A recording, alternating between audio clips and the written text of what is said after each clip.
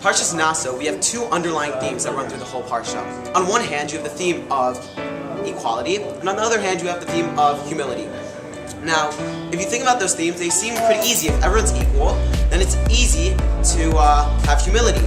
But what turns to be difficult is when you have leadership. It's very hard for the people underneath to see as that person and not get jealous or envious of him. And it's hard for him to be humble, even though when it comes to Moshe was the one that, as it says in the Torah, that he was the most humble more than any other person. And he was like the highest madriga. So in this week's parsha, Rabbi Lord Jonathan Sacks talks about how there were 3 times in this week's parsha where Moshe tried to prevent Bnei Israel and people in general from being envious and jealous of the leaders. So first we see we have the tribe of Levi, and in the tribe of Levi we have one specific person who is holier than everyone else, which is Aaron, the Kohen. And what is very interesting is that how does Moshe try and get the rest of the tribe of Levi not to be jealous of Aaron? So we have Gershon, Kehat, and Merari. Those are the 3 parts of the tribe of Levi. And Gershon, Kehat, and Merari, he gives them specific jobs to do so that they won't be jealous of Aaron. He says, you take this for the Mishkan, you carry this for the Mishkan, and you carry this for the Mishkan. The second problem that we have, or seemingly problem, would be in the rest of the other nations, right? They see all these, the Gershon, Kehat, and Merari, and they say, why did they get to carry all these great things for the Mishkan? So how does Moshe respond to that? So he brings up the idea of a Nazir. A Nazir is someone who distanced himself from the world of physical stuff. He can't cut his hair, he can't drink wine, he can't make himself tameh, and then he'll be holy. It says in the Torah that he'll be holy and he'll be closer to Hashem. And at the end of his Nazirut, at the end he will bring a sin offering. We'll talk about that a little bit later. And then the third problem would be the leaders of all the other nations. How is that fair that they might get jealous of Aaron? So we see that all the other nations, they each got to bring a special korban to Hashem. See, the real question is, were they really a special korban to Hashem?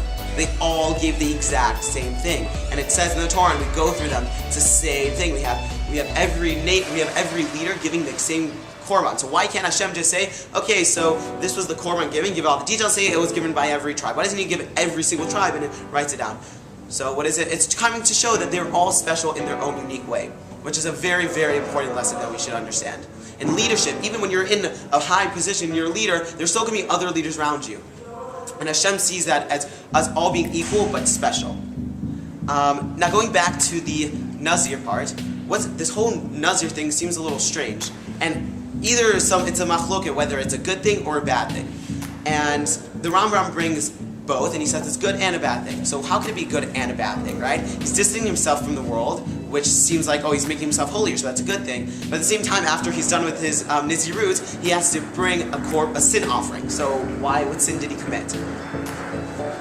So a really fascinating answer is a comparable between the king and kingship in general in the Torah. So kingship in general, obviously we know it's a mitzvah, so it's a good thing.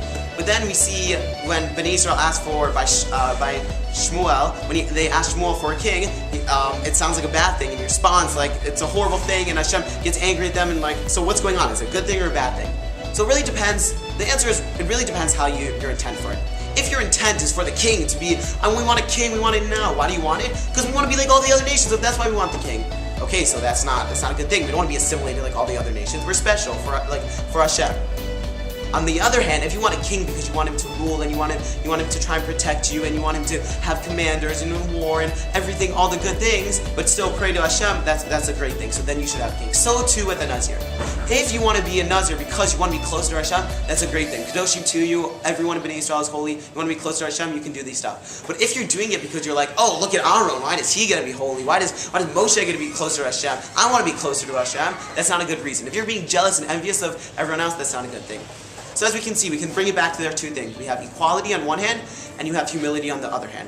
If you have equality, if you want to be a leader, that's a great thing. Be a leader. You can be a leader and be equal to everyone else, but make sure you have that humility. Humility is the most important thing. You have to make sure you're humble like Moshe, but yet you can be equal like